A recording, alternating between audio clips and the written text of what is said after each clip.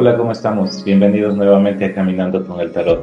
El día de hoy vamos a hablar del emperador, para lo cual utilizaremos igual los dos tarots más conocidos, que es el de Marsella y el de Rider-Waite. De igual manera, el día de hoy utilizaremos el tarot egipcio. Y también lo haremos, que lo he traído el día de hoy, al libro de Thoth de Aleister Crowley. El emperador en sí es la representación de la cultura y la moral, es el mundo patriarcal a través de la palabra creadora. ¿Por qué he traído el tarot de Aleister Crowley? Es porque tiene una similitud con el tarot de Rider-Waite. Es su color rojo. Es la representación de esa fuerza rajásica que se puede presentar.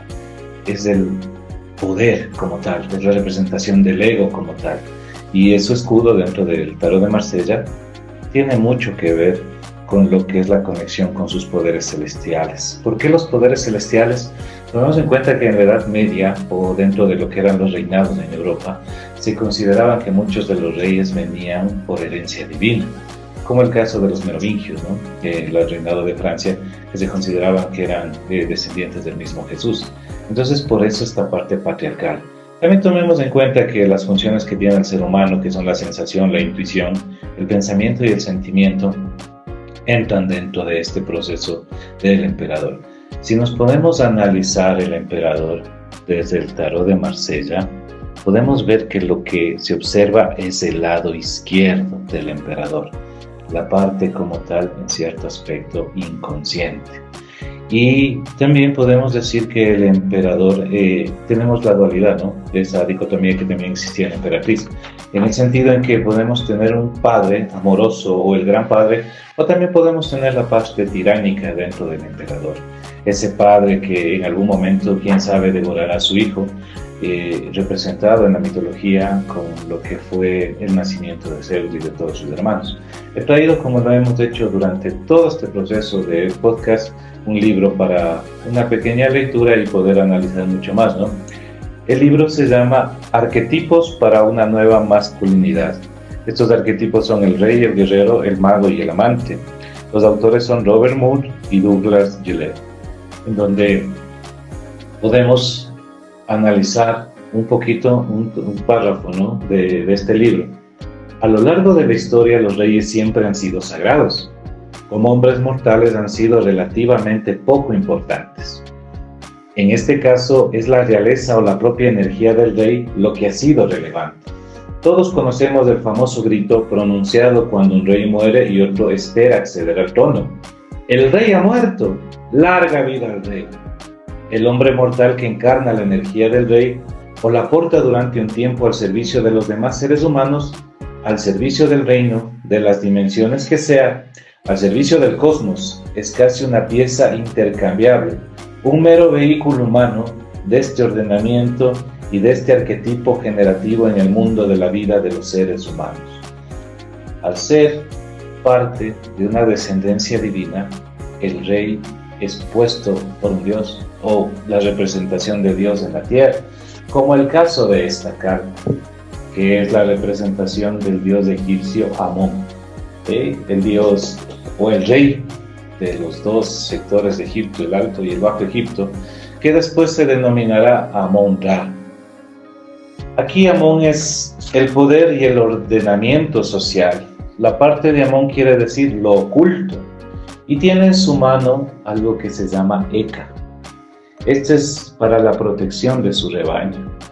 Y es como que estamos hablando de alguien que pastaba, algún tipo de agricultor que con el tiempo llegó a ser rey.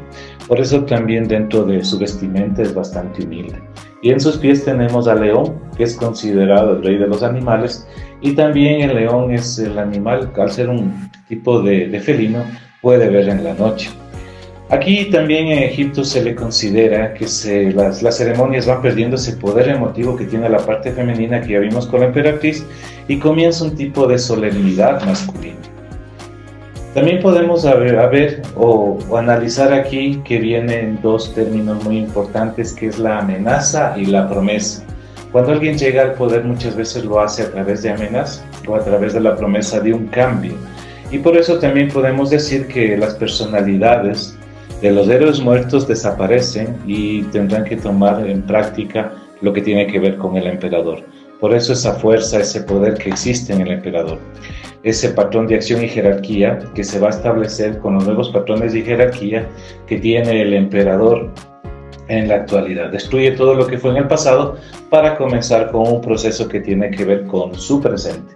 Esa relación que podemos ver aquí a través de la imposición de esa fuerza que puede ser tiránica, y de esa manera el emperador, ¿sí?, tomará poder y se creará un muro en donde no podrá entrar algo nuevo, porque todo está impuesto a través de su creencia, de su forma de ver las cosas, y eso permitirá también lo que tiene que ver con ese proceso moral.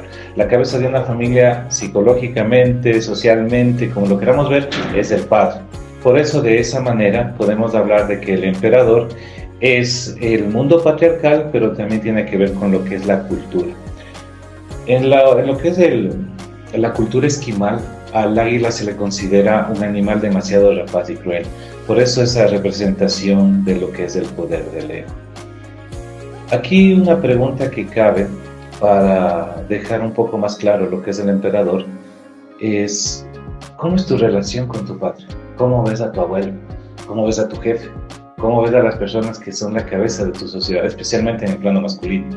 Porque ya lo vimos en la emperatriz en el plano femenino, pero te has hecho esta pregunta: ¿cómo tú ves a tus jefes? A tu padre, a tu abuelo. ¿De qué manera los ves? Tal vez de una manera proyectiva, o los estás viendo como un líder, o los estás viendo como un tirano. Sí, por eso el día de hoy vamos a hacer un análisis con las cartas que ya vimos. Primero lo vamos a hacer desde el punto de vista de la emperatriz y el emperador en Marsella.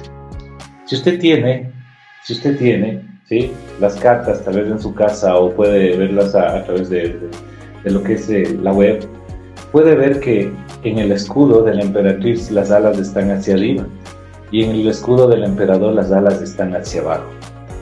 En el escudo de la emperatriz podemos relacionarlo con lo que tiene que ver su conexión con la emoción, con la parte simbólica, esa parte relacionada con lo espiritual, también lo que vimos en la mujer, también con la sacerdotisa.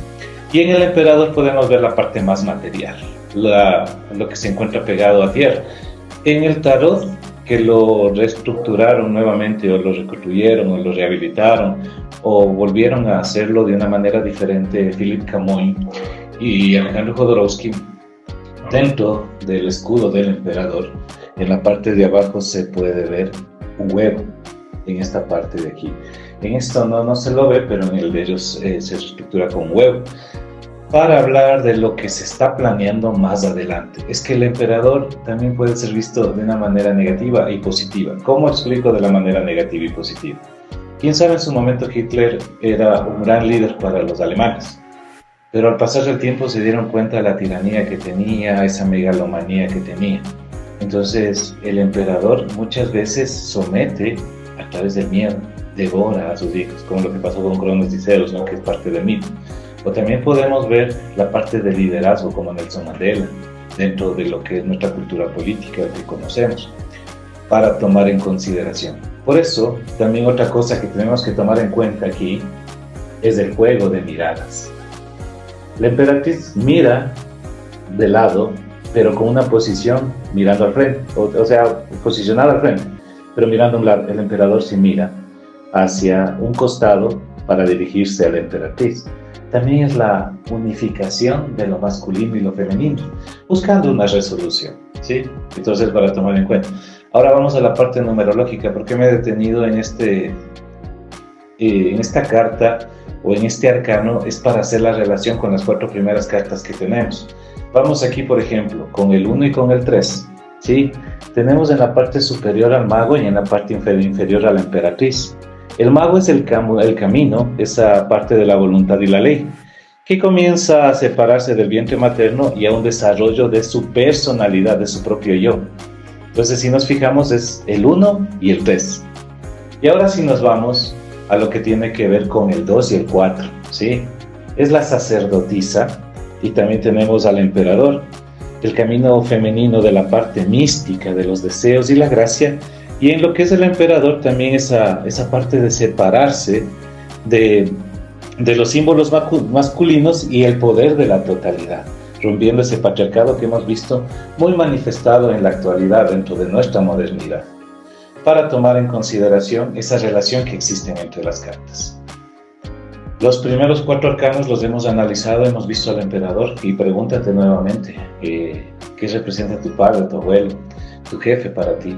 ¿Y de qué manera tú lo estás viendo? Tal vez como un tirano, como líder, como ya lo manifestaba hace unos minutos.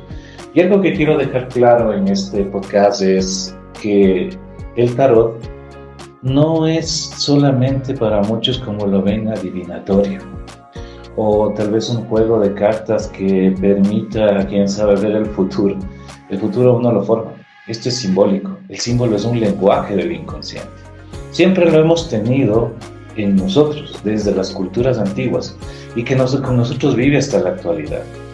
Para una persona ver un libro puede representar conocimiento, para otro ciencia, quién sabe, para otro representar algo diferente. Es igual cuando vemos agua, ¿no? Para algunos representará frescura, para otros representará, quién sabe, temor, pero para cada uno representa algo diferente. El sol, la luna, que se han manifestado en la antigüedad como dioses, y ahora para nosotros también son fuente de vida, y también se mantiene, quién sabe, el calendario lunar para la siembra, el calendario médico lunar. Entonces tenemos símbolos que están desde la antigüedad con nosotros. Lo que hacemos a través de las cartas de cualquiera de los tarots, de ese simbolismo que tenemos en cualquiera de ellos, ese simbolismo que se presenta, solamente permite el autoconocimiento personal, relacionándolos con los símbolos que tenemos en la actualidad, un desbloqueo de nuestro inconsciente y un desarrollo personal. Por eso muchas personas utilizan el tarot como una forma terapéutica que se encuentra ahí, partiendo desde el mito. Lo que hace el símbolo es representar algo en la actualidad, pero partimos desde el mito porque es importante la parte mítica que de algún momento fue una creencia religiosa y la base de una sociedad. Si nos fijamos en el día de hoy, muchos de los trastornos, muchos de las patologías, mucho de lo que tiene que ver con los complejos, especialmente, tienen nombre mitológico. Complejo de Edipo, complejo de Electra, tenemos el narcisismo, que son nombres míticos, ¿sí? o mitos que han permitido definir un complejo.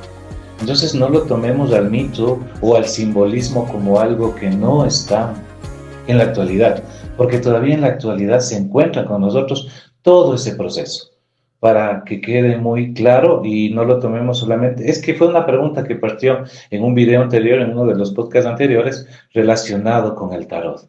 El tarot no es adivinatorio como tal, permite que la gente pueda hacer una introspección, porque en este proceso hemos visto cuatro arcanos y quién sabe, usted se identificó con uno de ellos y eso le va a permitir desbloquear este códice, porque el códice es una unión de símbolos que le van a permitir a usted mismo conocerse. Así que tomemos en cuenta para más adelante, si usted se identifica con uno de ellos, amplíe la información. Este solamente es un abrebocas para que usted también investigue. Nos vemos en la próxima carta de Caminando con el Tarot. Que tengan una linda tarde.